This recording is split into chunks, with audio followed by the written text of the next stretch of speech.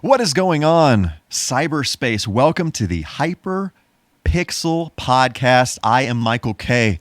And today, on this day of the week, I am joined by that guy. He is the terror that flaps in the night. He is the software patch that you have not received. Wait, what?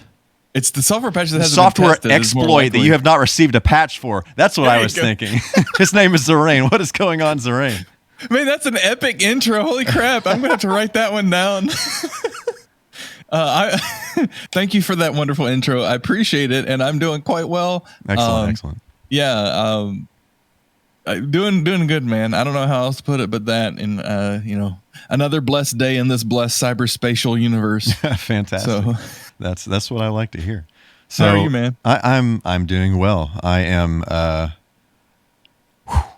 Zerain, we're working on some stuff. We are. And it's been hot in my brain for the past couple of weeks. So yeah. Looking forward to getting that out there in the wild. So that's going to be excellent. Yeah, definitely. I hope that people enjoy it half as much or even a quarter as much as I have helping to put it together. Mm-hmm. It's been a journey. Yes. I'll leave it at that. Yes, I feel you 1,000%. So what's been going on in Sector X? Well, aside from working on the aforementioned forthcoming release from Michael K, not a whole lot. As always, I've been playing some Warzone, but not as much as I had been. Cool. Yeah. I'm trying to think about getting stuff set up for doing console streaming at some point in the I don't want to say near future, because if I say that, then it'll be like 6 months, and that's not near future. Mm-hmm. But I did get this is kind of a tangent. Maybe we can talk about this just for a second, but I guess this is maybe an interesting segue to the topic at hand today. So I did receive for Christmas, thank you, Santa Claus, a RetroTink 5X. Oh, awesome. So very cool. Yeah. And man, I'm excited to put that thing to work. I already had a set of HD Retrovision cables for my PS2, and I'm probably going to get another set for some other console. Not sure yet which, but PS2 and PS3. Those two are the main thing, at least in the foreseeable future, that I plan on doing much work with. Yeah, right. Primarily just because, all the survival horror stuff that I'm into. But yeah, that's just been on my mind a lot. Just kind of, how you more than most people know how it is when you're trying to deal with all of that old tech, and you're trying to map in your mind, like, okay, so how am I going to hook this up? Where am I physically going to put it so that I can do this with the least amount and switch out with the least amount of effort and all of that? And you've got a wonderful rig for all that, and I'm a pleb over here who's going to be plugging in and unplugging stuff. Bro, we all got to start somewhere, Yeah. And that's the thing, is I don't want to over engineer it, because I could get a switch, and it's like, well, those things are really annoying. Well, that's what the SCART stuff's cool for, because it's real kind of compact, and it's like, yeah, but that's a whole nother can of worms. And I've gotten to the point where I just would not recommend SCART to somebody unless, I really don't think that there's a reason for it anymore, considering those HD Retrovision cables are so good, and you get basically the same signal out of it. Yeah. So my thing is, I just don't know about like a switching situation. You and I need to talk offline about switching situations. Well, I don't need to prematurely engineer this. That's the problem. That's the kind of like, cycles going in my mind. I go, and then I'm like, whoa. I haven't even plugged up the first console. Let me plug up one console first and see what happens. Right. We can talk about that offline at some point. Yeah. But yeah, you can over-engineer the absolute crap out of that situation. It's ridiculous. I'm certain. But yeah, I definitely think the component cables are the way to go. And like you can get what other consoles were you thinking about? I know you were going to start with PS2 and 3, but were you thinking about doing anything else? So I want to hook up. I thought about a Wii, but then I'm like, well, I can just use the Wii U because I was a sucker and bought a Wii U. I am a believer that thing is going to be valuable as H at some point. I feel like that is the next Dreamcast. 1,000. I agree with you. You're absolutely right about that because all the numbers say that that's the case, right? The number of units produced, the number of units sold, like all that kind of stuff. There is a Jeopardy game on that thing that sells for like $40-$50 right now. What? Isn't that like, you would think that is the most shovelware of all shovelware, but like, nah. So I really think in a couple of years it's going to be there. We'll see. I'm with you. I think that's true. Setting that aside, though, when I say sucker, I mean in the sense of using the thing for what it's meant to be used for. Right. Because, like, so I had a Wii, and then of course Bayonetta 2, and so like, well, I need a Wii U, and so I get the Wii U, and then it's like Switch. Like literally, I think the Switch was announced not very long after I got the Wii U, and I'm like, what the heck? I'm like, and of course this, it's like Windows operating system. Every other release is great. That's how, well, and there's going to be some argument there, but with Nintendo, well, okay, I've got opinions. Like I'll leave it at that. The curb your enthusiasm. Yeah. That's very apropos. Well, either way, I think it can be. I think it is widely. I need to stop talking about other people's opinion. I think the Wii U is one of the worst Nintendo consoles ever. When you are selling a thing and people are constantly asking, so is this an upgrade for the Wii or like what am I looking at here? When that is a thing that you keep on getting asked over and over again, that is like so insanely unclear. Like there's a problem there. Well, but it's clear what their to me at least, I think it's clear what their strategy was. They knew that the Wii U was a prototype for the Switch. They knew that from day one, and so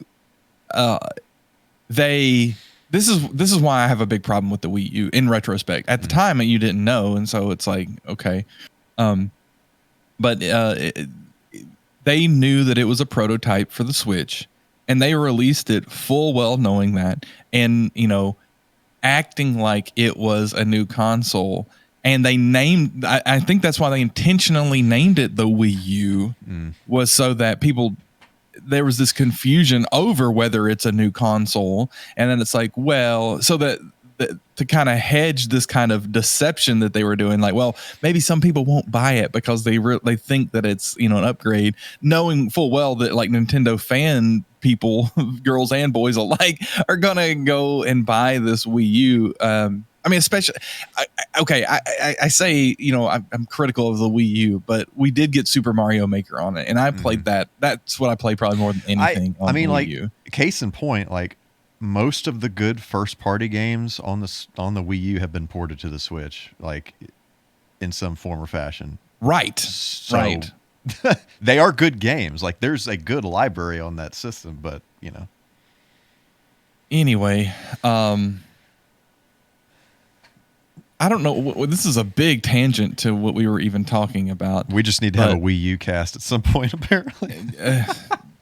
Or an episode called "The Sins of Nintendo." Sintendo. I love that. I think we did have like a topic like worst video game consoles or something. Oh yeah, like that somewhere. Well, okay, we use bad, but it's I could probably name half a dozen that are way worse. Oh, absolutely.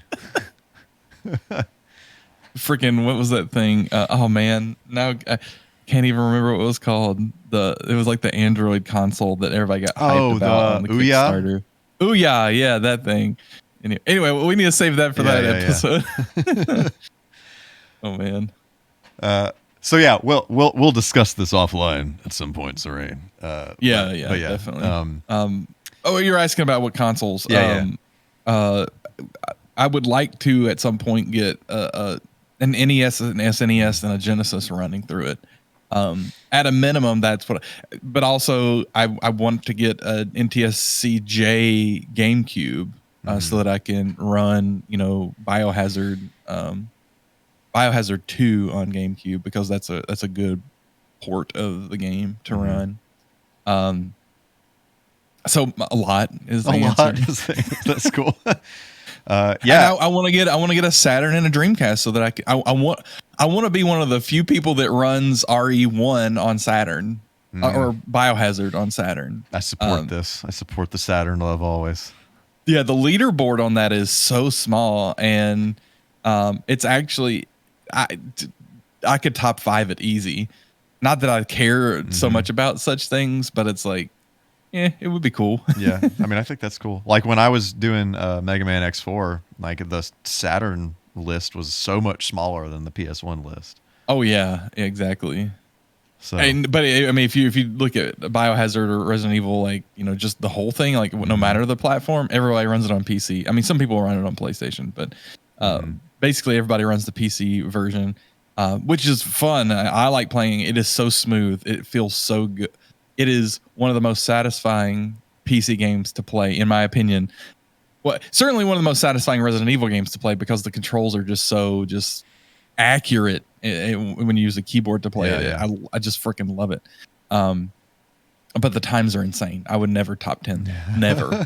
I mean, I would have to like spend years just grinding that game to get to the rest. Same with Resident Evil 2 at this point. But anyway, we're so far off base here. Let's reconvene. Yeah, I guess an update for me. So I've been playing Metroid Dread. So I started that. I hear that's amazing. We can have a go. It's really good. Yeah, it's really, really good. So the thing that kind of initially, I went to use the D-pad because that's what I always do in a game like that. Yeah. And you can't use the D-pad on this. And so at first I was like, oh no, this is gonna suck. I'm gonna hate this. It's like 2D-ish, right? It's 2D-ish, but the way that you use the thumbstick, it's like you're aiming while you're moving around, and then if you hold down, it's like a dual stick shooter sort of thing. Yes, but with one stick. So when you hold down the right shoulder button, she'll stop, and then you can like aim around with it. So it's like Yoshi's Island. Yeah. So once you get used to the way that feels, it feels really nice. It just at first it was like, oh come on, are you kidding me? It just seems weird for a Metroid game, but but once so did Prime at first. So yeah, this is true. The only thing that gets me about it is there are so many like different combinations like with the triggers that you have to do in order to do certain things, like to shoot rockets is one, to shoot a grappling hook is another one. So it's every time you get a power up, you're like, for me it's like, what the heck button, there it is. But then there are like boss fights where you have to get good at it, so you quickly learn it, but initially it's like, what the heck buttons, plural, do I have to press to get it to do the thing? So that's cool though, because like that I like that, because that's one of those things that makes you feel like you're learning how to do the thing or use the thing. So that being said, that was one of the things I really loved about Super Metroid, was that feeling of like you're just collecting all these different power-ups and you're just becoming this beast. Oh yeah. Right. So it has this like mental aspect to it where you actually have to physically learn how to use these new power-ups and stuff that you've gotten. So that's pretty cool. And the game's a double-edged sword though, because like you play like Super Metroid, you play and like you beat the game, and then like I'm gonna play that again, and then like the first couple hours are like, this sucks. Yes. Exactly.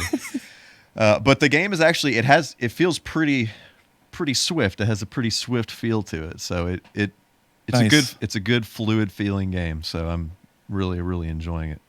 Heck yeah, dude. Yeah. So I need to play new games that aren't Warzone.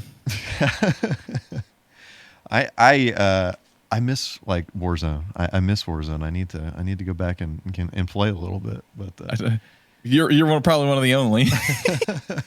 We should play together though. You and me and Fluff do trios again. Stuff like that. I like, just having a night where I just spend a few hours playing that, whatever. And then I can go back to whatever I was doing. But. You can go back to games that don't make you hate your life. Right.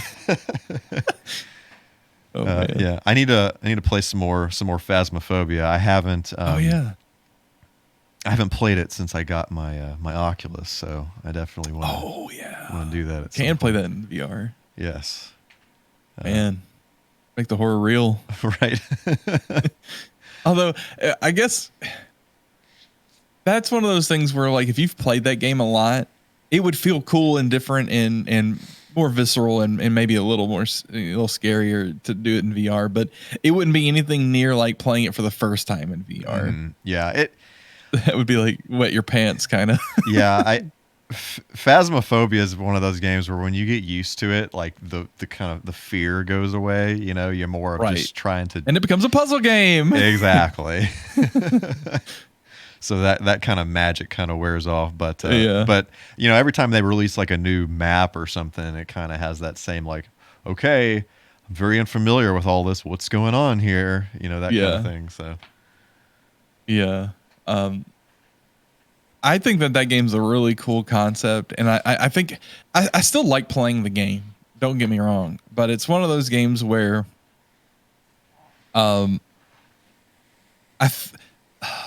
it's easy for it to start feeling like a chore. Yeah, you know what I mean? That's why I think it's really good when you play with, you know, several friends. Like if you're just playing with one other person, it can really quickly just be like, okay, let's get this done. But if it's like you and like 3 other people, then it's like, okay, part of the deal is how everybody's reacting to stuff. And especially if you've got somebody who's never played it before with you, and then it's like they're wetting their pants about it. I think that's the thing is like if you are with some people that are really into it, it's fun. But if nobody's really feeling it, then it's just like, okay, like check all the boxes and let's freaking get out of here, you know? Yeah, exactly. Or when you can't figure out what to do, you can't figure out what does this ghost want from me, you know? Oh yeah, that's really frustrating. It rarely gets like when I first played it and like something freaked me out and I just ran screaming back to the truck and just like hunkered down. Right. Like nope. Oh yeah, the nope feeling. That's what I love about that game. So it's always sad when that goes away. Especially when the thing like it'll like appear right in front of you or whatever. Oh man, that can still get me even when I am like totally like, all right, I am calm, I'm cool and collected. Nothing. There's no problems here. No problems. It's like, give us a sign, and it's like, right.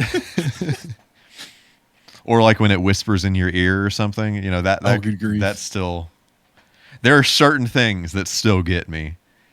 I so I was listening to Markiplier's podcast recently, and somebody asked him, so like what gets you in horror games? Because like that's like you've been playing them for like a decade now. So like what gets jaded you about it? Yeah, he's like, for the most part, whenever I predict something and it happens, it's like, you know, I'm totally okay here. Now it's not scary at all.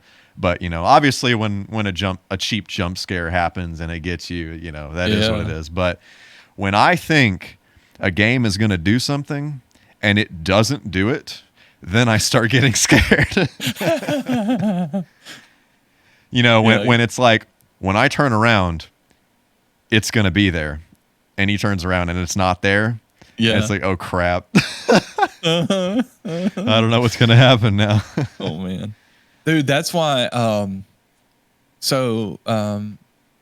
you know, Fluff and I would do things where like we would stream together and he would play like a horror game. Dude, so I want to do more of that. Like with you guys or whatever. I think that would be really cool. Dude, for real, let's do it. Because what we do is we use Parsec, which is like have you ever used Parsec? Mm-hmm. It works really well.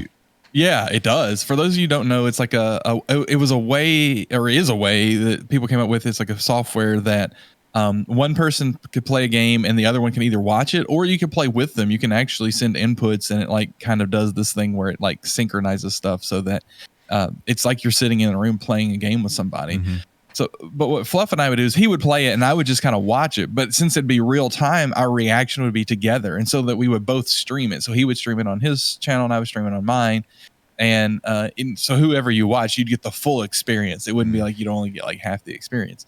And so he would go through and find like just random games on like itch.io or other places, like just, you know, real indie horror things, like stuff that's like 15 minutes, you know, sometimes 30 minutes, sometimes a little bit longer than that. Mm-hmm. And there are some absolutely hidden gems out there. Some real wonderful pieces of art of game design when it comes to horror stuff that I think people just, it's so hard to sift through the absolute junk to get to it. And don't get me wrong, we've played a lot of the ones that are just like, okay, this is stupid. It's some of them are so stupid it's funny, and some of them are so stupid it's funny, and they know that that's what they're doing. And some of those can be really good. Like there's this one, it was just like the whole thing. You're like in a bathroom stall, like on the toilet, and then it's just like, what's going on here? And then like different stuff happens, like a light starts flickering, and then like you hear like somebody come in, and like some like sort of stuff. But it's like, and you don't know what's going to happen. You don't know the premise of the game other than you're in this toilet stall, and then like this like claw starts coming up under one. And so it's just kind of like this experience. It's not really a game per se, but it's funny because of the concept of it. But it's also a little scary too, because it's like, holy crap, we're like really in here. But one of the best ones, and this is all I was wanting to say about it, and this was a big preamble to get to this. One of the best ones that we ever played was, I don't even know what it was called. I really wish I'd written down what it was called, but it was made like a PS1 game, you know, like with the graphics and stuff. But it wasn't like a 3D thing, like a survival horror game or anything. It was just like, that was the kind of graphics. And you were in this room, and it clearly looked like a room from like the, you know, probably early 90s. There was like an old TV, big TV, CRT TV there. And above it, there was a clock. And then there's a shelf of VHS cassettes. And I saw him playing that one. Yeah. I don't think I saw the whole thing, but yeah. So what the whole premise is that you'd borrowed a whole bunch of cassettes from a friend or whatever. And the game starts, they call you and say, hey, they're like kind of a little panic. They're like, hey, I need those VHSs back like now. And they're like, okay, I'll get them for you. And then you go over, but you can't do anything. You can't like collect them and go out and take them to him. All you can do is like look through the shelf and it like zooms in on the shelf, and you can pick different VHS tapes, but you can put them in the VCR and watch them. And so you're like, why does he need these? Like, let me just watch them and see. And then when you watch it, it's actual filmed video of like random stuff, and it's like, you know, it's got filters and stuff to make it look like it was filmed in like the 90s, but it like with like a handheld camcorder, but it clearly wasn't. It was just edited that way, but still the impression is there. And then so you're trying to figure out, well, what's common, one, why do I even watch these, and then what's common. So it's this big puzzle thing. But it's like there's more ominous stuff that happens over time as you watch more videos, and then the videos get weirder, and then you get more phone calls from your friend where he's more panicked. He's like, I need it now, I need it, you know, that kind of stuff.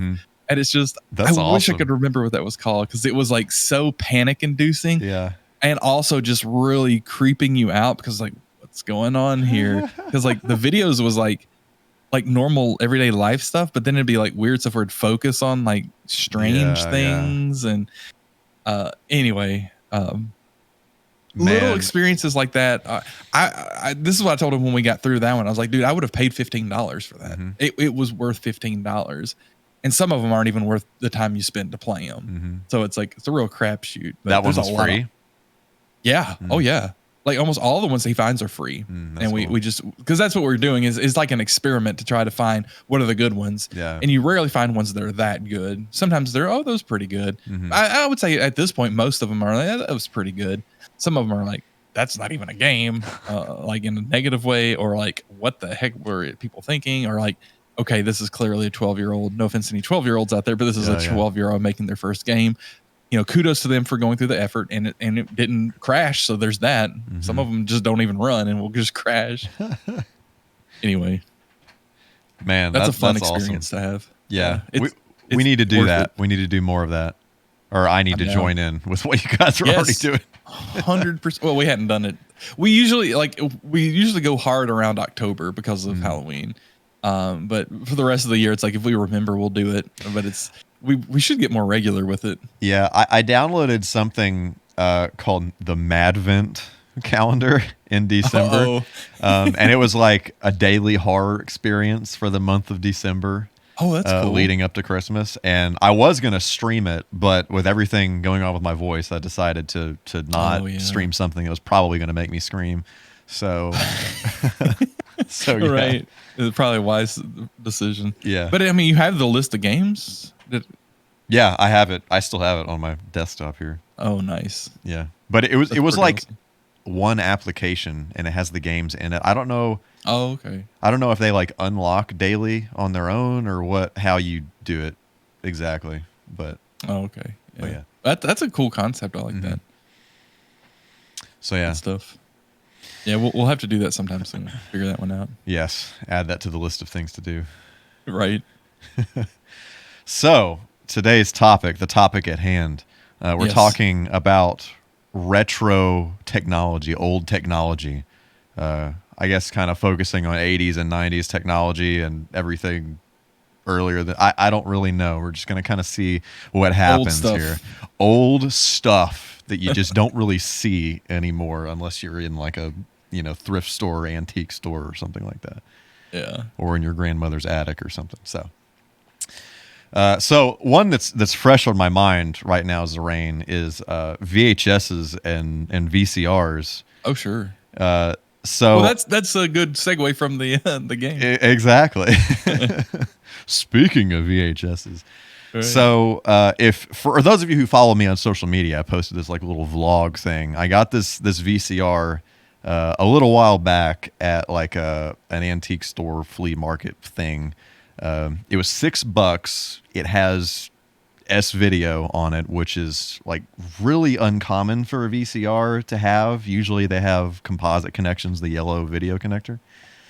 And it works great. And it actually, like, the audio on it sounds a lot, I didn't mention this, but the audio sounds a lot better than the one that I was using. So that's pretty cool. I don't really know why, but it does. It just seems to be like a very good VCR, and has like a little jog wheel on it, so you can actually like fast forward or like step through frames. Or That blew my mind to see that. really, that was really cool. That's awesome.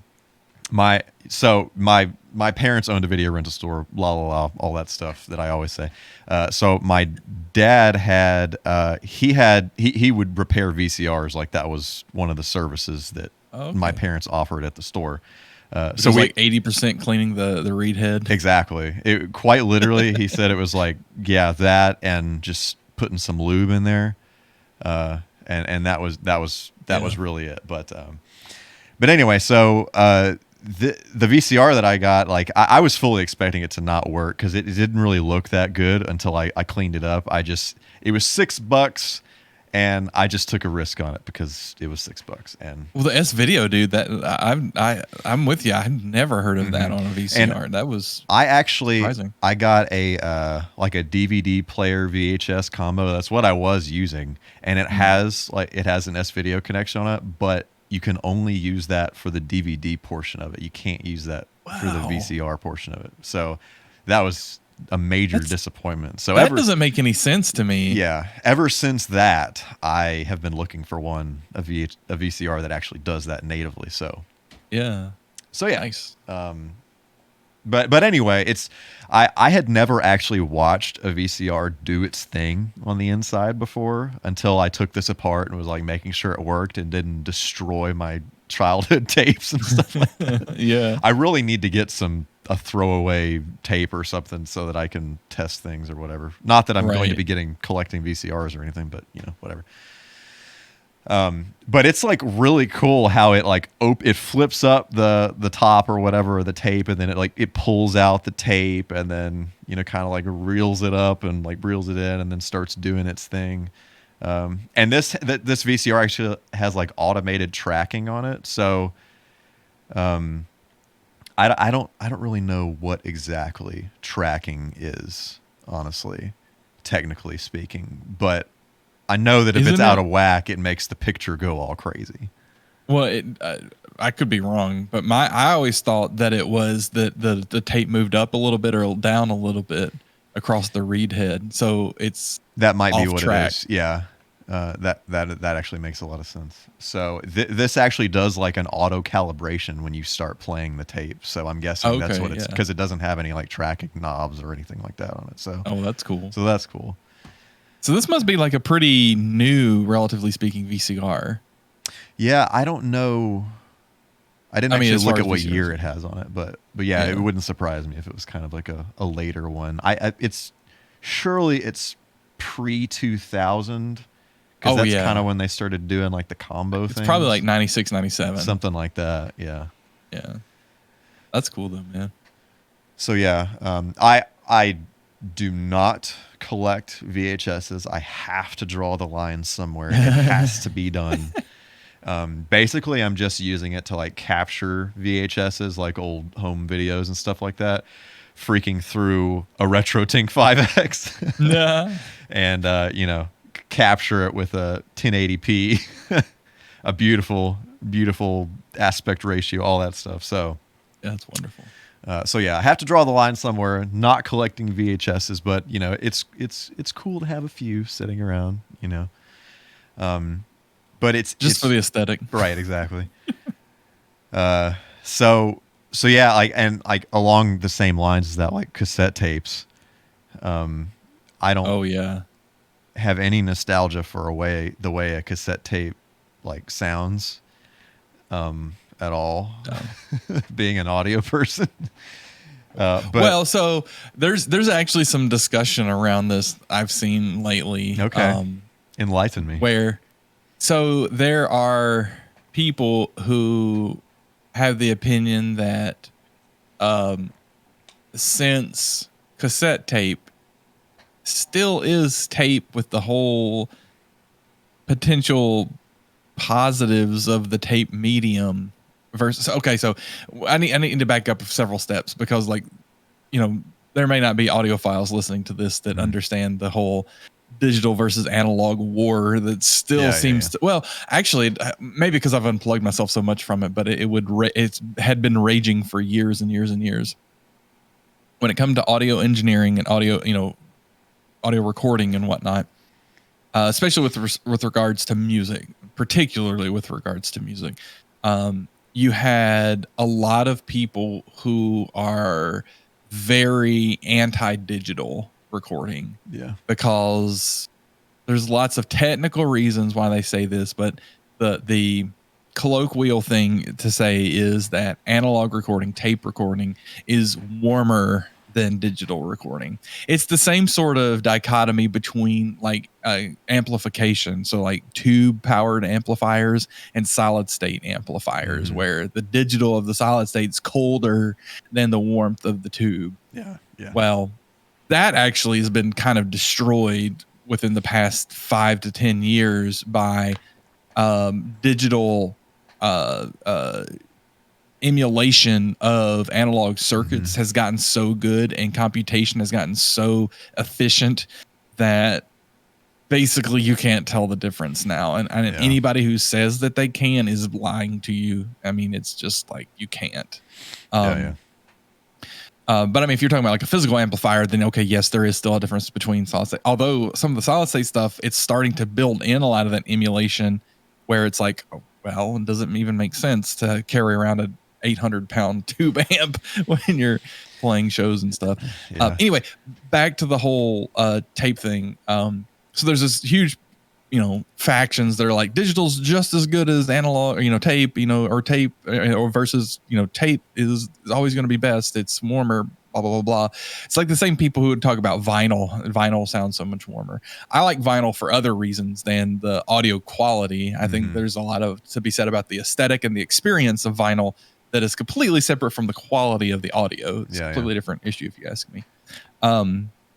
Anyway, so there are some people that are trying to say, and I'm not saying that they're wrong, but this is what they're saying, is that since cassette tapes are still analog, are still tape, that it still has some of that warmth that like reel to reel, like 4-track, 8-track, 2-track, 16-track tape has to some degree or another.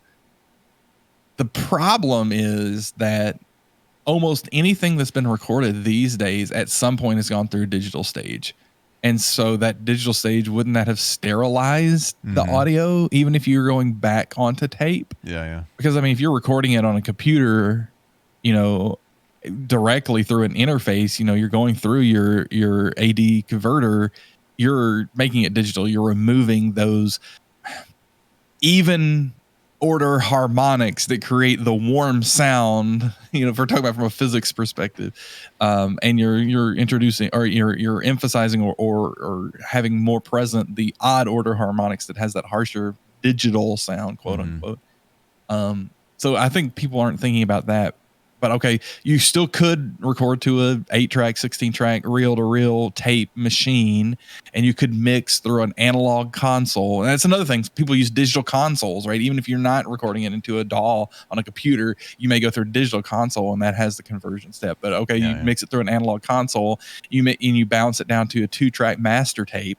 And then you take that master tape and then you produce your cassettes. Okay, if you're fully within an ecosystem, maybe you have an argument, maybe.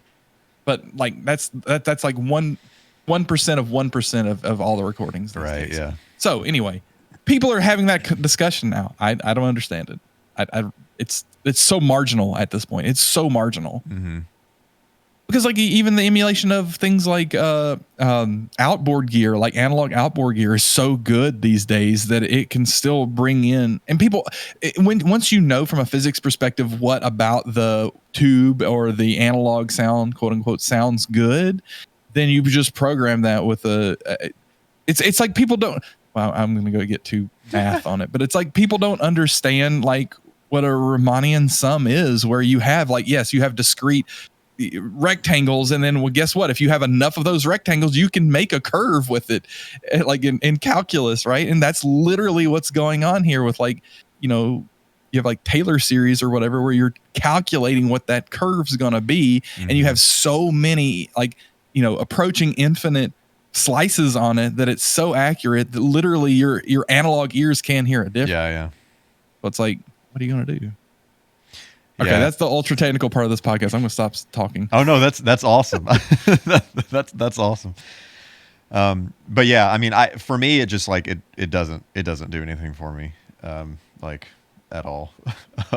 But the only thing for cassettes with me is like just remembering that back in the day I used to listen to a lot of cassettes, but I hated the experience. I hate rewinding. I hate fast forwarding. Yeah, CDs same. were a godsend to me. Mm-hmm. Same. Yeah, I did this all the time. Like I may have mentioned this to you. I had a Talk Boy, like the Home Alone 2 Talk Boy, and some of my first memories of really getting into video game music, the one I'm specifically thinking of, like I loved the intro, like the title screen theme to Yoshi's Island. I freaking loved that song. And so I took my Talk Boy and I stuck it right up next to the TV and I recorded that sucker onto a tape. And I had like a what you call it? What's the freaking the Sony cassette tape player? Walkman. Yeah, the Walkman. Good grief. Hello. I had a Walkman thing. And I would just listen to that constantly, like on repeat forever. That's awesome. So I did that, and then when the Saturn came out and I realized that you could put those CDs, this was before I had a portable CD player, I could put those CDs into like a boombox and play the tracks off of the game. That was a really cool discovery. I could copy those tracks onto a cassette tape in the boombox and then take that cassette tape with me, and then I could be listening to video game music. I could make my own little mixtape, of video game music from Saturn games. Dude, you started that way earlier than I did, in way more of a interesting fashion. I didn't start listening to video game music like seriously until I was in college, I think, and I found out about NSFs, and so I started downloading them and listening to like Metal Gear soundtrack, Final Fantasy soundtrack, Legend of Zelda, of course, all the games that I really liked on the NES. And then that kind of spawned, like, I enjoyed the music a lot, but I never like sat down and directly listened to that. I was so much into like metal and metalcore and like all that kind of stuff. Yeah. That when I listened to music, that's what I sat down and listened to. And there were so many bands that I wanted to get into and wanted to hear, that like I had an infinite amount of time that I needed to spend on that stuff, that it never crossed my mind to sit down and listen directly to video game music.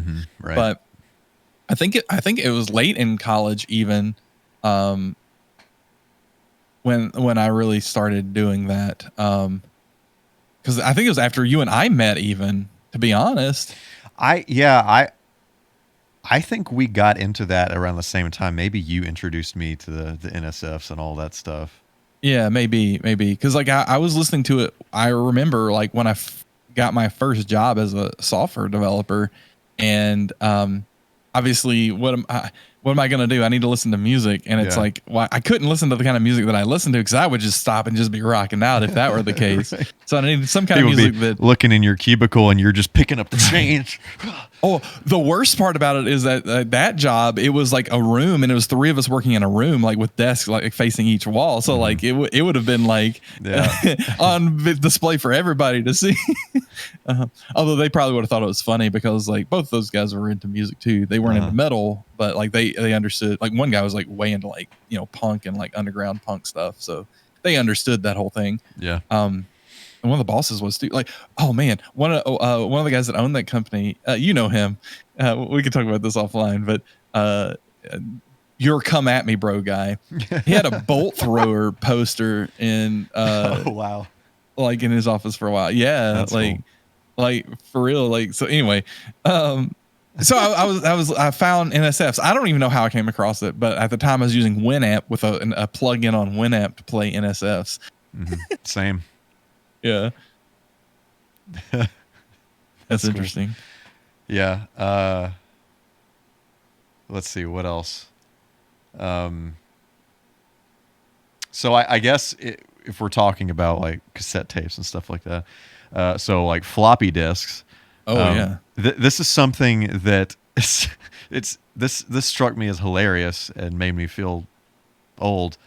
I know I've told you this before, but when and I cannot remember who told me this, but they were a teacher and they had a floppy disk and they were showing it to their class or whatever, and some kid was like, "Oh, you 3D printed the save icon." Oh no. And it was like, no. No. This is why the save icon is what it is. No. Yeah. Right. Oh my goodness. Well, I mean, yeah, I mean, that makes total sense that a kid would think that. It's like, why would they know what a floppy disk is, like in any sort of way?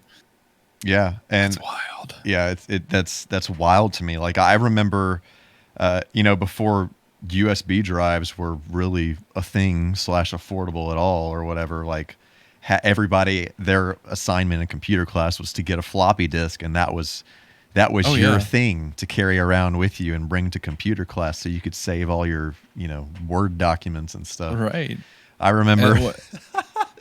So, side note. So what was it, like a meg, 1.44 megs or something on it?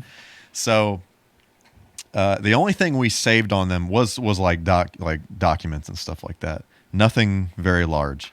And so I had a lot of extra room to work with. And so, we'd always have, everybody had like headphones or whatever, so we could play like typing games or, whatever. So I remember that song Kryptonite by 3 Doors Down. I just like destroyed the bit rate on that song. And I put it on my floppy disk while I was at home. So I just listened to Kryptonite on repeat on my floppy disk. I did that with like a few other songs. Whenever I'd get tired of listening to one song for 45 minutes, I would, go home and get a different song. My goodness. But yeah, wow. So there's that. And then even before that, and you probably had at least some brush up with this. Maybe you didn't. I don't know. But like 5 1/4-inch floppy disks, because you're talking about 3.5-inch floppy disks. Yeah, so like the excuse me. Ones, yes, there are multiple versions of floppy disks. So there was a 5 1/4-inch floppy, which is bigger and held even less data, which is actually floppy, by the way. Yeah, yeah. And if you don't know why it's called floppy disk, well, open one up and then you'll find out. But yeah, that the old bigger ones, really the full thing's floppy because like it's kind of like in a plasticky, cardboardy, like it's not like a shell like the 3.5. It's just kind of like a sleeve that the disc is in. You know what? Keep talking, Zorain. I have one right over here. So I had the RoboCop video game for PC. Excuse me, for IBM compatible PC back in the day.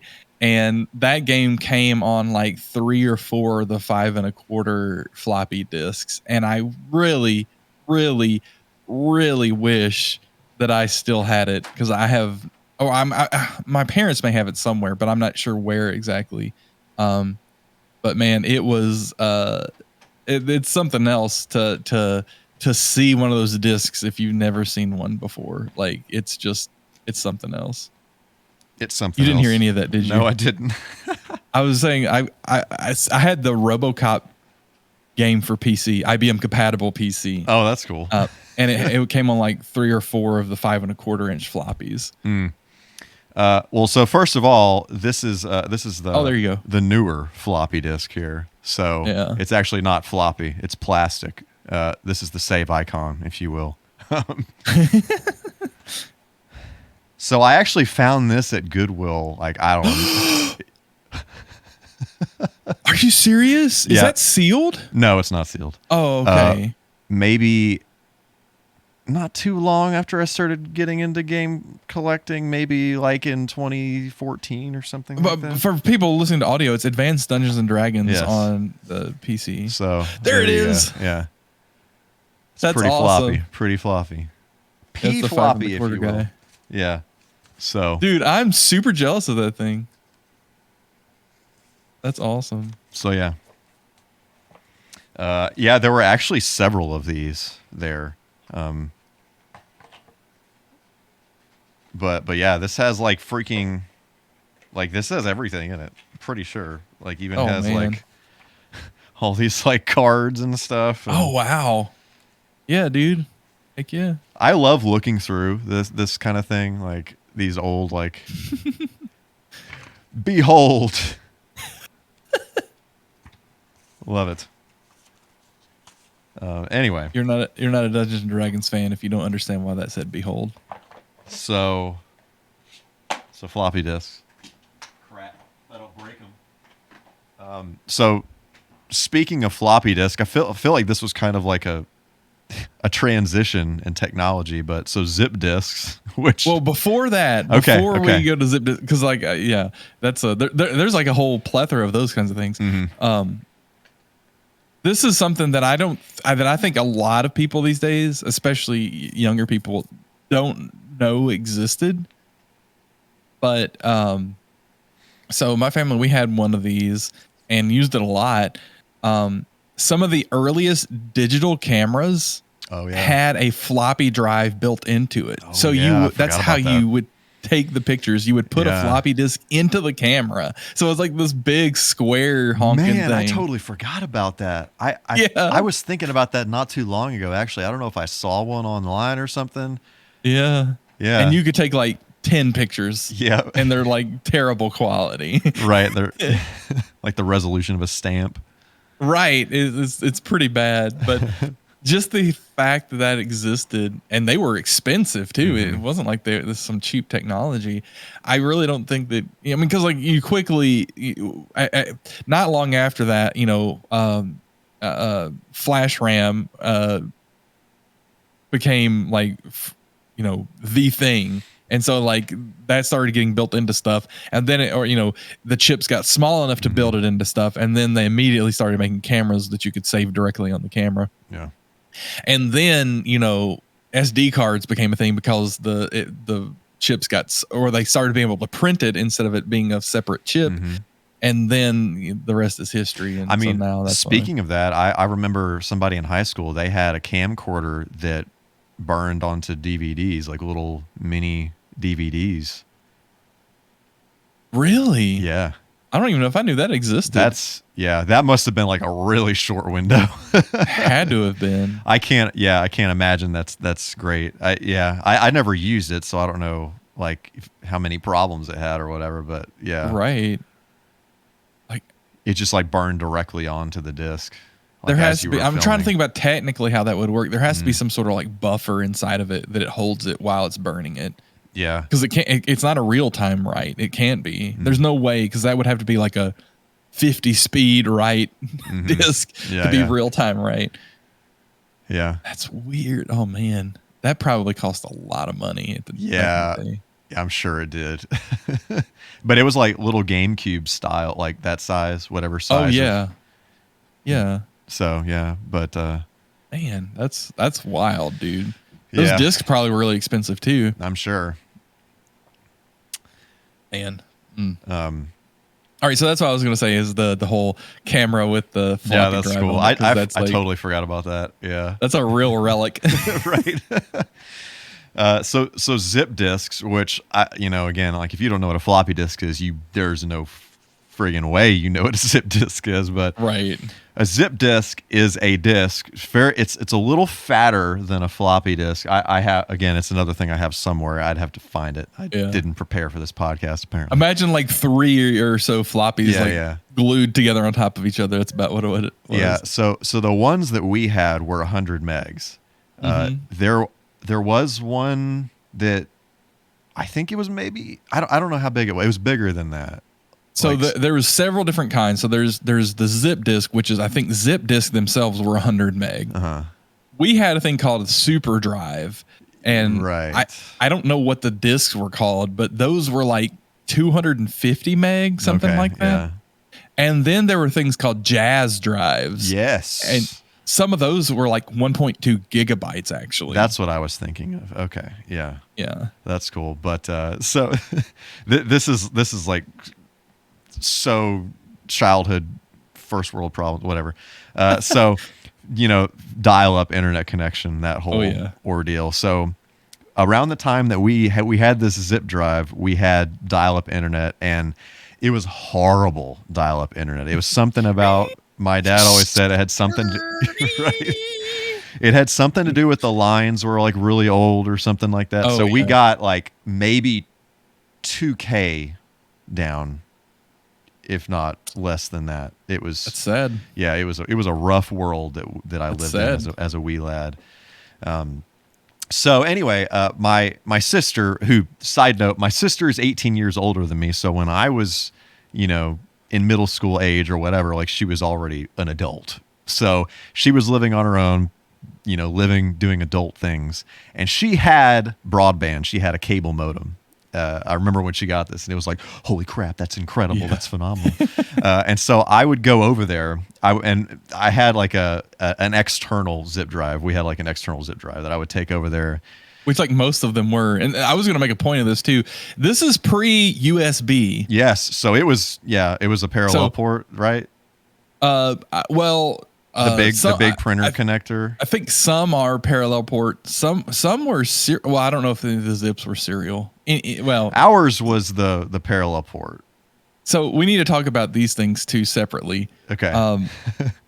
Is now the time, or do you want to finish your story? You finish your story. Well, yeah.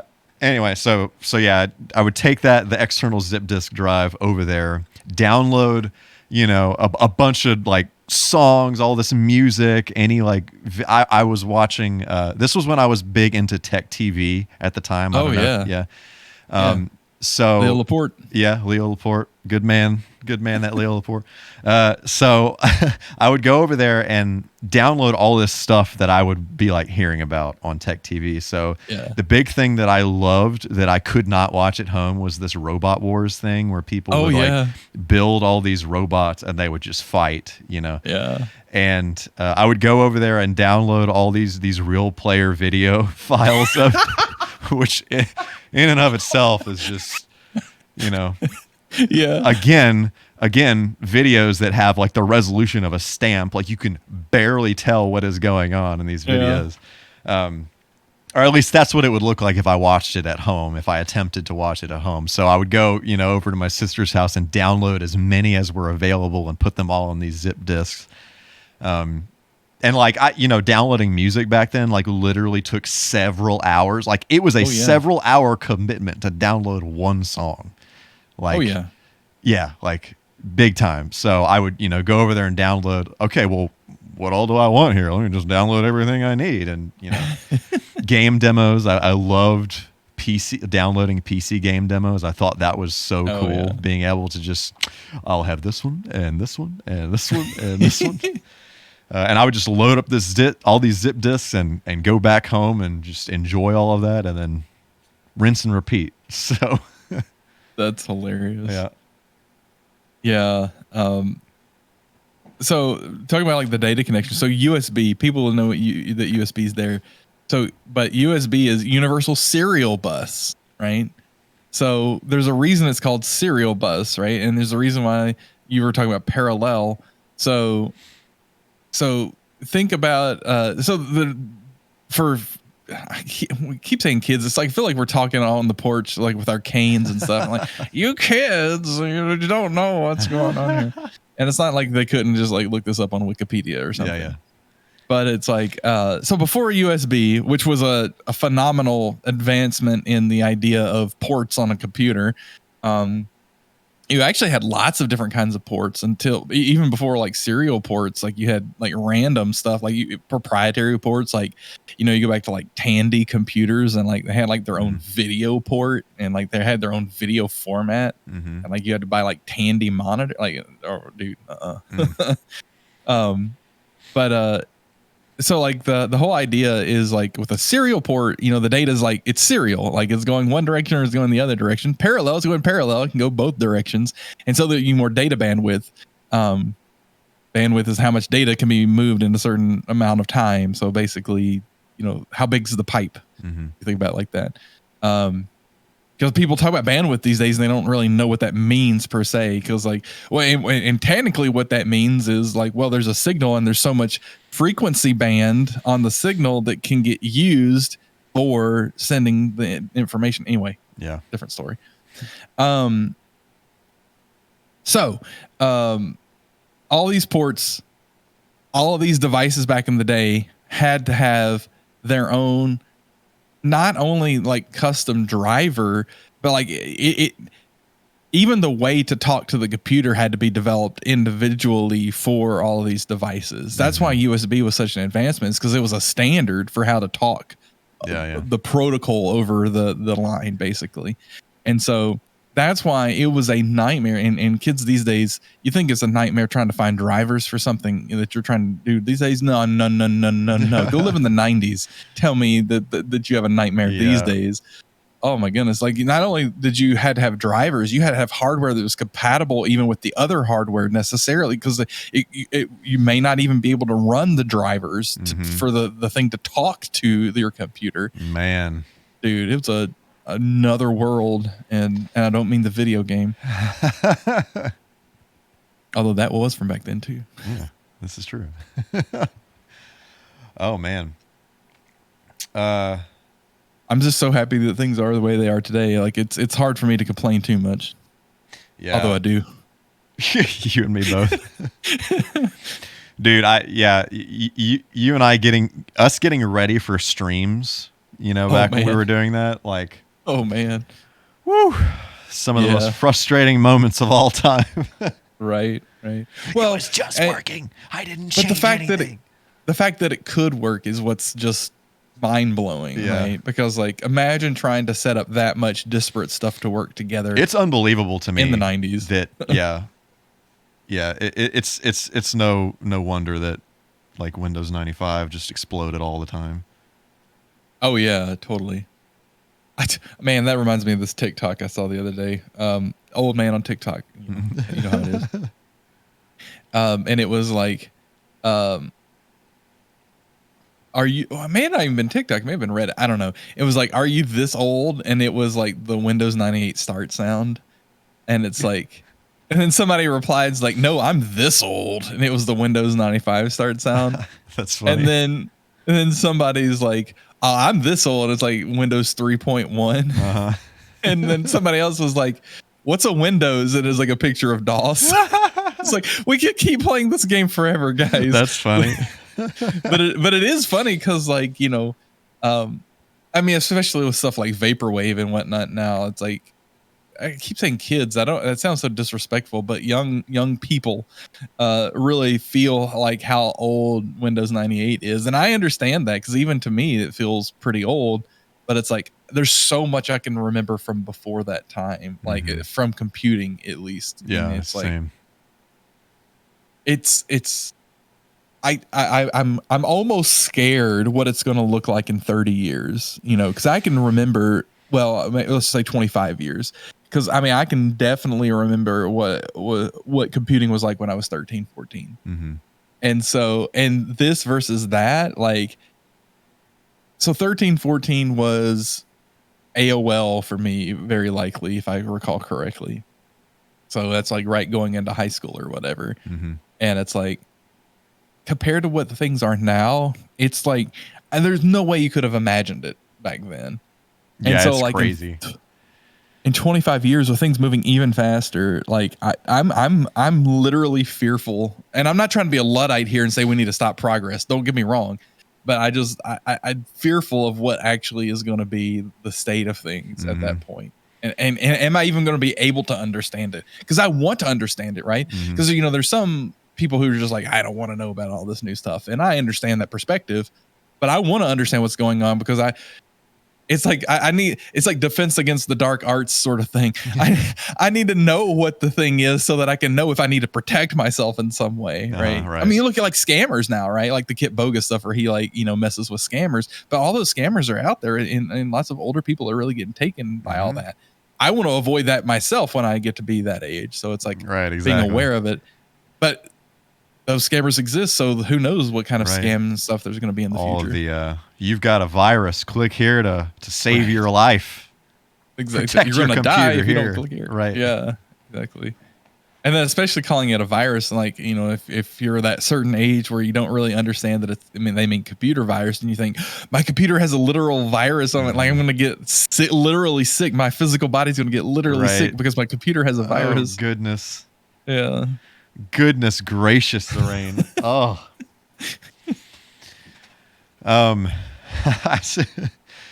So I guess while we're talking about old computer stuff, so screensavers. Oh yeah.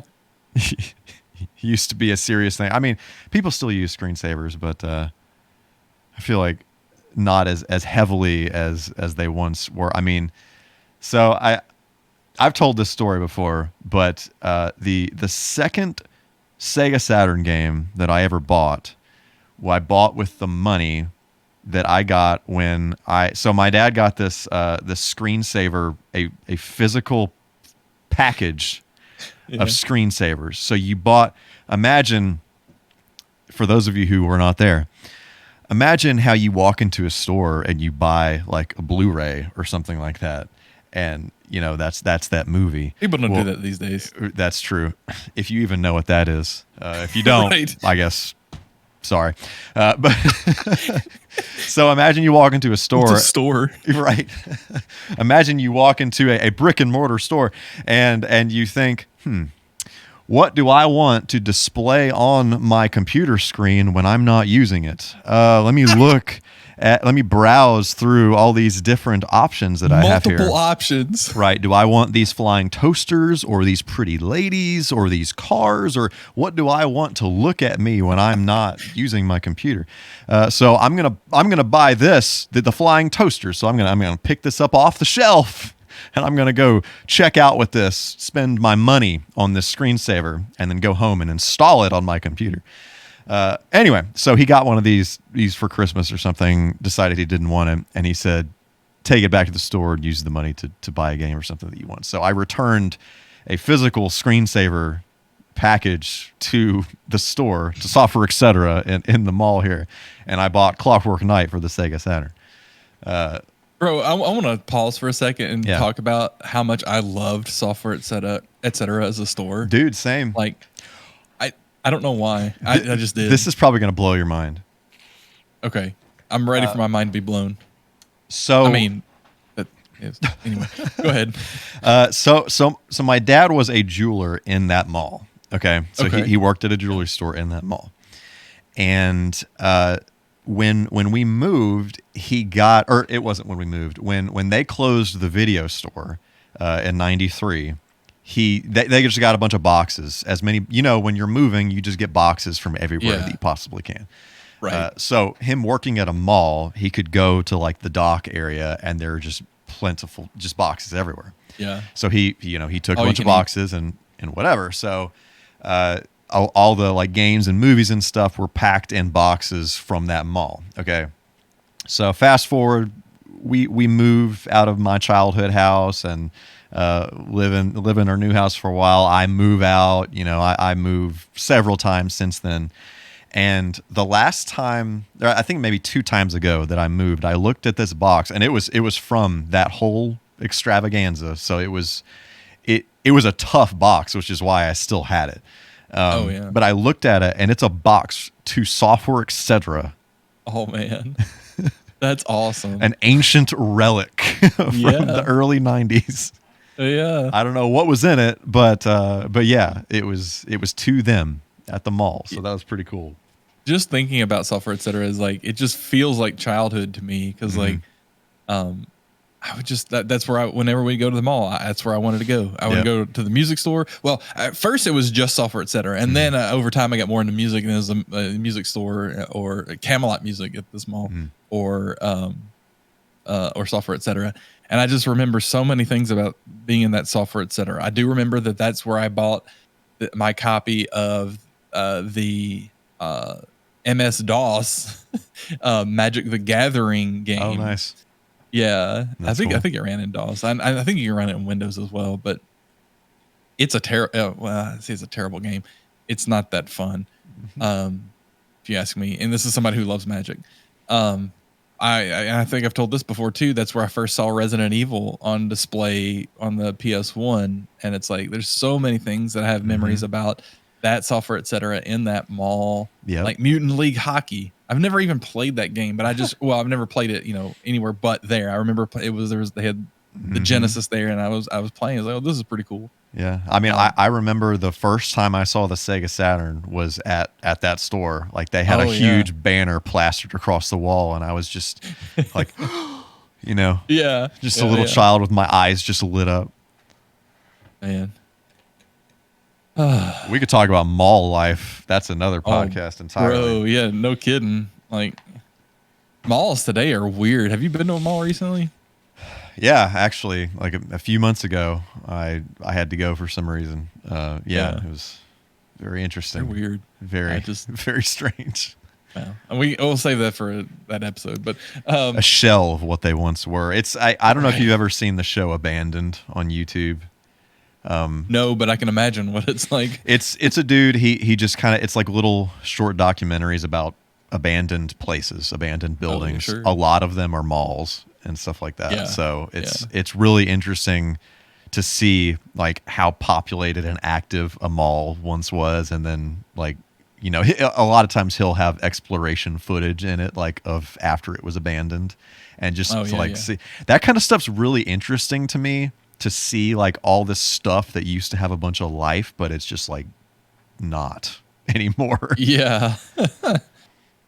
That reminds me, I watched some sort of documentary on like malls in a particular mall in the 80s. I don't remember which one or where it was. This was like a 20-minute thing, and it was just so engrossing. It was almost like I think, and this may have been what it was, some sort of video that a kid made for like a high school film class or maybe a college film class. And like he interviewed people. And so like he walked around and like he showed stuff, and it's like, kids hanging out, and it was like jam packed, like jam packed away. I've never seen a mall jam packed in well, that's not true. That's not true. So there was a mall here that I went to somewhat close to Christmas, and it's been that packed. But, aside from that, this is and this was like a regular time. It wasn't like around Christmas where sometimes malls would get real packed. Anyway, and so like he would like interview different people. It's like, what do you do here? And it's like these girls like, well, hope we see some boys, and all this kind of stuff. And it's like, it's clear that the mall was like a social hub much more than it was just a place to go buy stuff. Which I think is some of the brilliance in the design of malls. But like now, obviously, that has become so passé because, well, aside from current circumstances, social media has kind of taken over. This whole non-physical meeting place has taken over, which is, I don't know, a little scary to me. Yep, same. Hard same. Rock hard same, even. Yeah. But yeah, malls are interesting. Anyway, back onto the tech thing. Where were we talking about? We were talking about ports on computers, and we went off like on a huge tangent. I'm making a note about mall life on our topics list here. That's a good idea. Let's see. What else? This is a side note. I don't know if you have anything to say about this, but so CD burners. I remember when CD burners first came out, and my dad got this too. He was always on like the bleeding edge of technology, like back in the day. So like he got this 2X CD burner, and I was really excited about it because it meant that I could copy Sega Saturn games. I didn't realize that there was a protection involved in that, like the copy, all that stuff. That's a different topic entirely. But that CD burner, bro, like, brother, not only was it slow as crap, but if you even looked at your mouse, it would screw the whole thing up. If you breathe in the vicinity. Yes. It just knew you were thinking about, opening freaking some JPEG or something. And it would just, error, buffer overrun. Dude. Or underrun or whatever. Yeah, I 100% know that life. Like it was like, and CDs, like blank CDs weren't cheap at first either. Yeah. And so you're like, oh, please work, please work, please work. Like the planets had to align for that disc to get burned. And not only that, you would burn it, and then like you would just like barely touch it and scratch it, and then it wouldn't work. Right. It's like, oh my goodness. Right. The struggle. Yes, the struggle. Exactly. Man. Oh, another thing, literally talking about like a 2X burner. I mean, it takes like close to an hour to burn a disc, like 45 minutes or something like that. And it's like when you're these days, when you're used to like 500 megabytes transferring locally in like less than a second, you don't understand what it's like to sit there for 45 minutes hoping that this data transfer works. Right. Oh man. It's like usually nowadays when you copy a thing, like most of the time it works.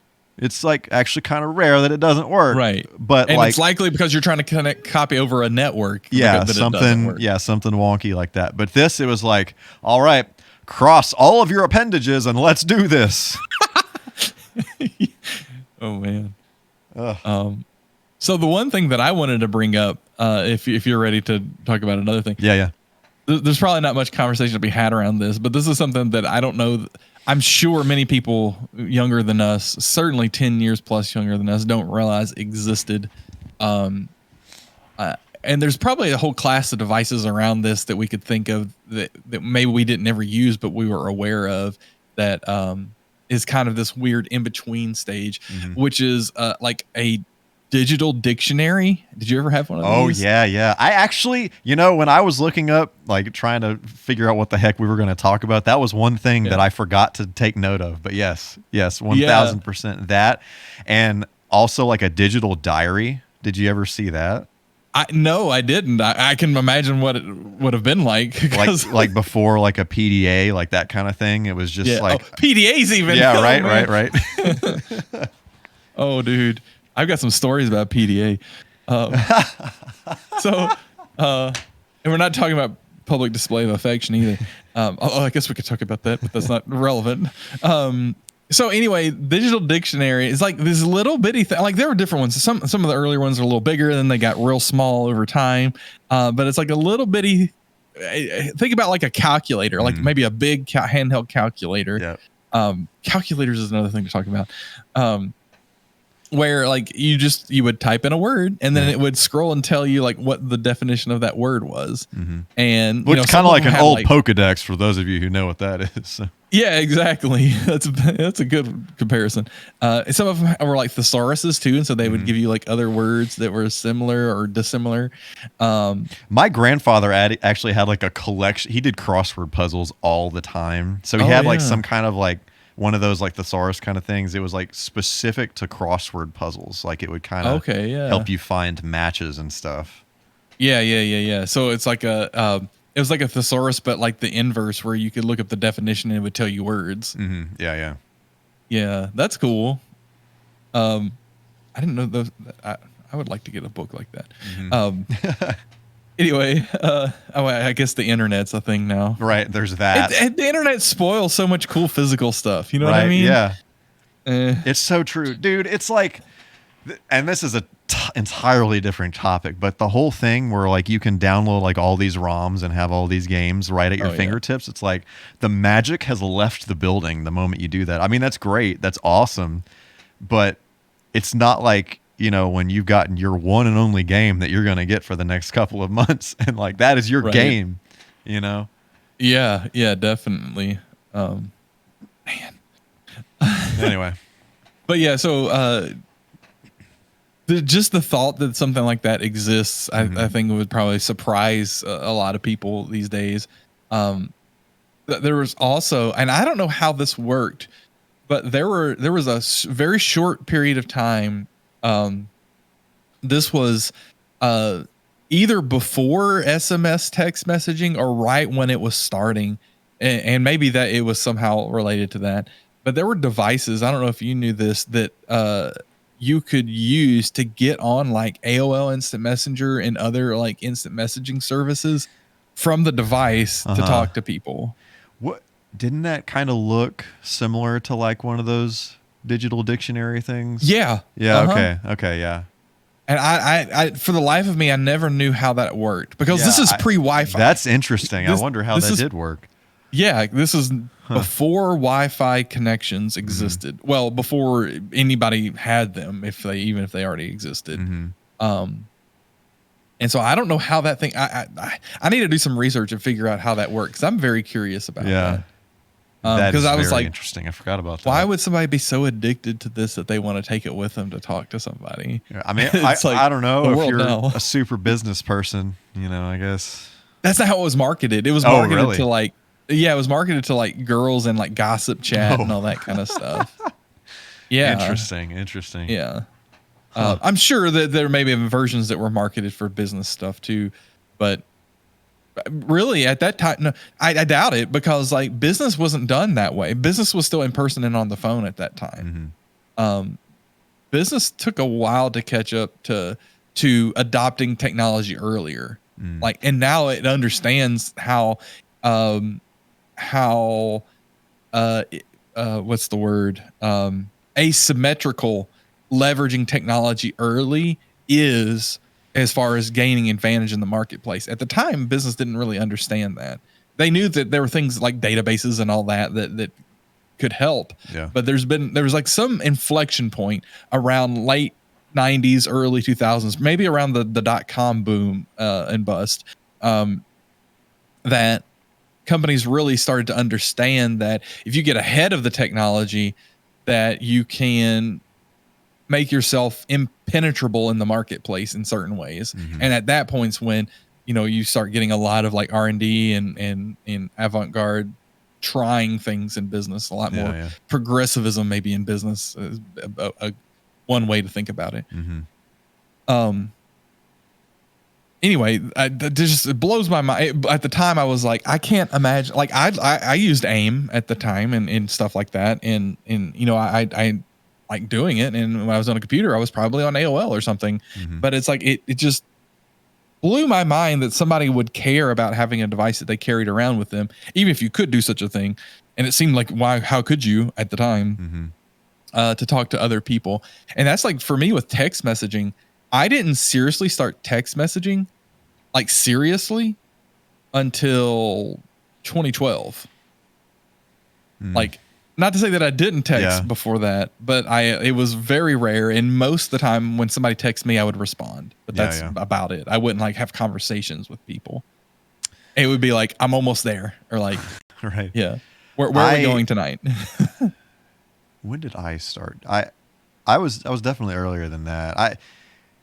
I mean, it was probably my 2005. So like when I was a senior in high school, 2004, 2005. Before that, and even then I had very limited, like we had a text message plan that, you know, had a certain amount. It was not unlimited text messages. So all my friends and people, they had, you know, a bazillion text messages. So they were like texting me like, no, bro, I gotta like, you know, budget these things. I can't just be sending every single text message I think about, you know? Right. So I don't know. It probably was like around the time I got out of high school into college that I really, you know, kind of was, you know, it didn't have like a limit on it or whatever, and just kind of did whatever. But Yeah. For me, it was 2012, and I remember that very vividly because that's when I got my first smartphone. And that's probably honestly why I started doing it more, is because I got into the smartphone game like so early. I was, yeah. you know, everybody had their Razor phones, and I had this Nokia Symbian smartphone, you know, and I'm playing frickin' Game Boy Advance games and Genesis games on my phone. What you guys doing over there? We are not the same. We are not the same, right? I'm playing Genesis games on my smartphone. You have a Motorola Razor. We are not the same. Right. It was funny. Like I do not mean to toot my own horn with this. It was just what I was doing at the time. So I was, I did not get into like MP3 players, iPods and Zooms and all that stuff. That was not something that I got into. I put all that stuff on my phone, and I used my phone as an MP3 player. Man, yeah. Avant-garde, early adopter. Yeah. So I was a firm believer. I was like, at some point, this thing is going to be all you need, you know? Yeah, you're right. And you're going to be able to do all this stuff. And look, I'm already doing most of it. So everybody's with their iPods on the band buses and all that stuff. My friend, when was this? This was well before iPhone. He had a device.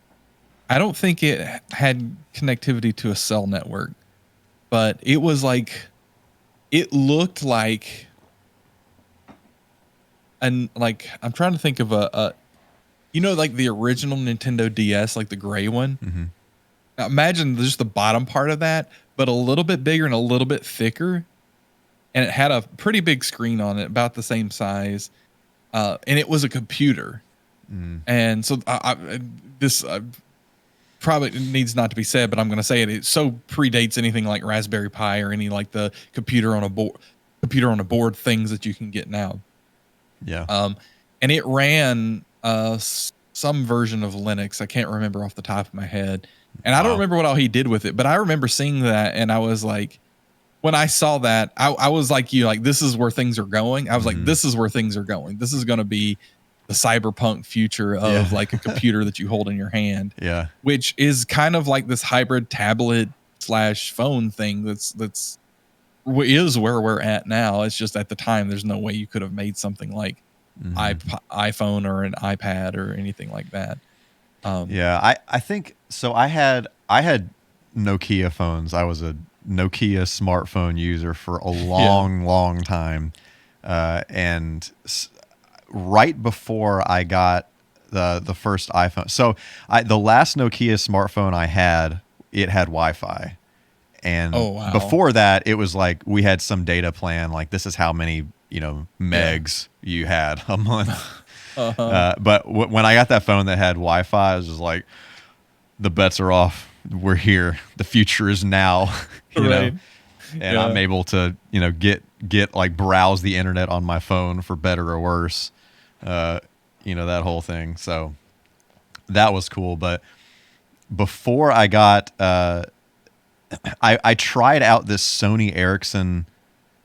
I forgot what exact model it was, but it was like a touch screen phone. Okay, yeah. Like you would see nowadays, but it had a fold up keyboard on it, so you could fold up the keyboard onto it and use like physical buttons, and if you didn't want to use the keyboard, you would flip it back around to the back side of the phone and just hold it. Oh, that's wild. Yeah. And it didn't have it had like a pressure touchscreen on it. It didn't have like the capacitive touchscreen or whatever. Right. So it didn't, back then touchscreens just didn't work that well. Right. But so I didn't keep it for that long. I went back to Nokia after I tried that out for a little while. I did this thing where I would get a new phone, I would sell the old one on eBay and basically fund most of the phone that I just bought. So I just kept this vicious cycle for many years. And it was so funny when I finally did buy a new phone through AT&T. Like, they thought I still had this just archaic Nokia phone. It was so funny. It's like, no, I got rid of that maybe like a decade ago. Yeah, that's funny. I've been doing stuff off the grid. That's right. Man. Yeah, that's we skipped the PDA thing though. Yeah, we did. I never had a PDA. I remember some of my parents' friends, or my parents' friends, some of my friends' parents having PDAs, but yeah, I never had one. So when I first got into college, so this was fall of 2002, 2102, I had a PDA, and it was a Palm, but this was after. So one of the earliest very popular PDA series was the Palm Pilot.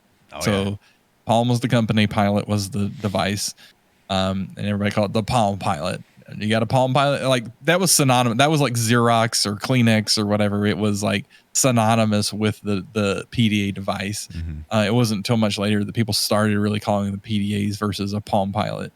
And a lot of people don't remember that, I think, too. But anyway, so it was a Palm, but it wasn't a Pilot. It was like a different model. So this was much later in the idea of the PDA. But I got it to take notes in class, and I actually did it for like, I would say maybe half of the first semester, where I had like the thing, and then like I had a fold up keyboard that you'd unfold it and sit it into it.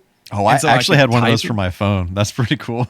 Yeah. It was actually really cool the way it like slid together, and I'm like pretty mechanically it was like really nice. It may have actually been like the same. I don't remember what brand it was, but I'm pretty sure they were marketed towards both like early smartphones and PDAs at the time. So it was probably the same.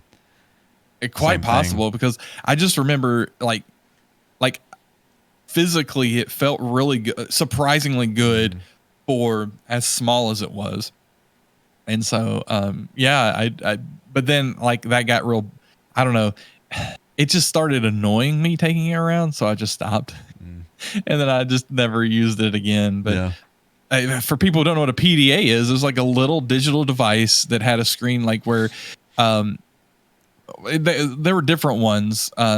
Very few had actual keyboards. I think there were some that had physical keyboards. And I think the ones that had physical keyboards, that kind of evolved into the idea of like a BlackBerry. Because I think BlackBerry actually made PDAs too, maybe originally. Maybe that's wrong, but this a similar kind of like that's definitely the evolution line with the ones that had keyboards.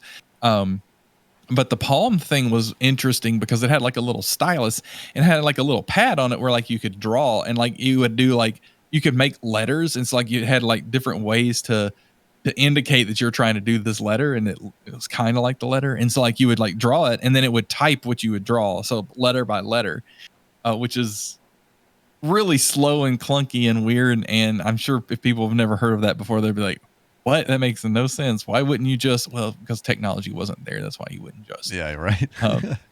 But so it saved text, right? So, I mean, really small memory size, all that kind of stuff.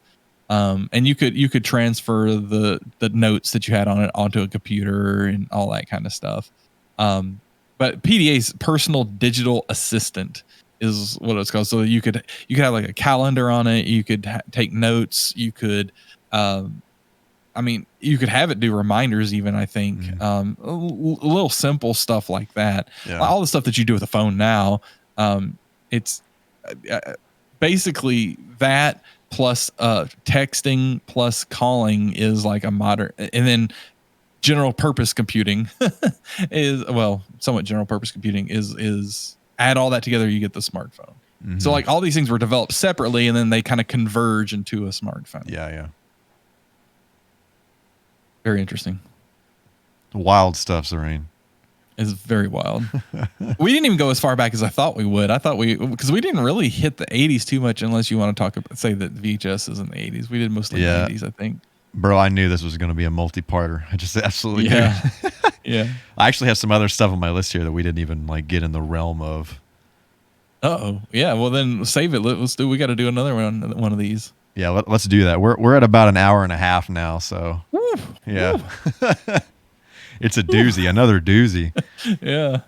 So anyway, Zorain, I think we should call it unless you have something else you want to mention about that stuff. I'm good. It's easy to get excited by nostalgia, and I'll talk all day about all that kind of stuff because like it's all so vivid in my mind. Like I can almost feel like holding that Palm device, the PDA Dude, that I was talking about. That's what I love so much about talking about this kind of thing, or like watching videos about something like that, is like I don't think about PDAs every day of my life. Like I don't. I mean, I think about these old video games and stuff all the time, but like stuff like PDAs, like I just don't think about that stuff. But like when somebody mentions that in a video or I'm having a conversation and it comes up, it's just like hidden memories unlocked. Oh, it's like a flood. Right. And it just all comes back. It's just like the mere mention of something, and just like all these memories just start flying back at you, and it's crazy.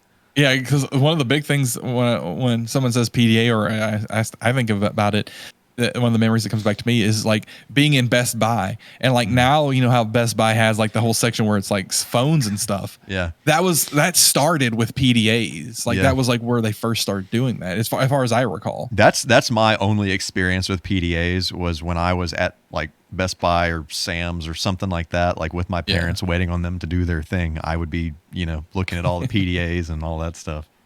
Yeah. Very interesting. Yeah. All right, man. That was a good conversation. That was a lot of fun to go down memory lane with all that. Yeah, I think I'll go through my list of notes here and kind of check off some things we talked about. Like we absolutely have enough for like probably another couple editions of this. So I'm sure. Yeah. So yeah, well, excellent. So Zorain, if the lovely people of cyberspace were thinking, you know what? Heck, that Zorain guy is pretty cool. Where can I find him on the internet? Where would they go? First, if you think I'm cool, you're cool. Thank you. I like you. You're awesome. And you can join me at Xeraen.net, Xeraen.net. And that'll give you links to my Instagram, I almost said Spotify, but I don't really have a link to Spotify. But there is a link to Instagram, Twitter, Twitch, TikTok, other places. I don't know. My face is in cyberspace, and if you want to see it in other places, you can. Or if you don't want to see it, there's a podcast I do by myself, which I haven't done an episode in like 4 months, but I actually was thinking about in the shower this morning. I might do another episode this week or something. You should do those in the shower. Every day. Idea. That's what you should do. There should just be, the faint sprinkle of water in the background. Yeah. I need to rename the podcast from the Sector X podcast to X Making It Rain. That's in. I'm going to fight you if you don't do that. So Xeraen.net, Xeraen.net. And where can they find you, Mr. Michael K? Well, Zorain, it's funny that you ask, because that is very well prepared for anybody who is interested in all things Michael K. If you go to michaelk.net/links, there's a listing of all of the things. There's some YouTubeable stuff. There's a listing to this very podcast in YouTube land, which, I don't know, we should probably go ahead and mention this, Zorain. If it wasn't already obvious. Yeah, so the podcast is now on its own channel instead of being specific to the Michael K channel. So if you're watching this, you are not on the Michael K channel. You are on the HyperPixel podcast YouTube channel. So that's excellent. And if you're listening to this, be sure to subscribe if you're here. Yeah, definitely. Be sure to subscribe. And if you're listening to this, literally nothing has changed. Anyway, if you're interested in any of the Michael K things, michaelk.net/links, and all the social medias, YouTubeables, all the things that both of us are very heavily involved with. So yeah. There's that word again, heavy. So is there something wrong with the Earth's gravitational pull in the future? Man, I love that movie. Anyway, we need to have a Back to the Future podcast episode. Anyway. Sign me up. Sign me right up. Cyberspace, it's been excellent. It has been absolutely fantastic. I'm looking forward to having another one of these retro technology podcasts at some point in the future because I freaking love talking about this kind of stuff. But anyway, Same. Thank you for listening or watching wherever you are observing or allowing our voices to enter your ear holes. Thank you. Thank you for being here. We appreciate the heck out of you. So deep appreciations. Yes. Until next time, we will see you out there in cyberspace land. Deuces. Later.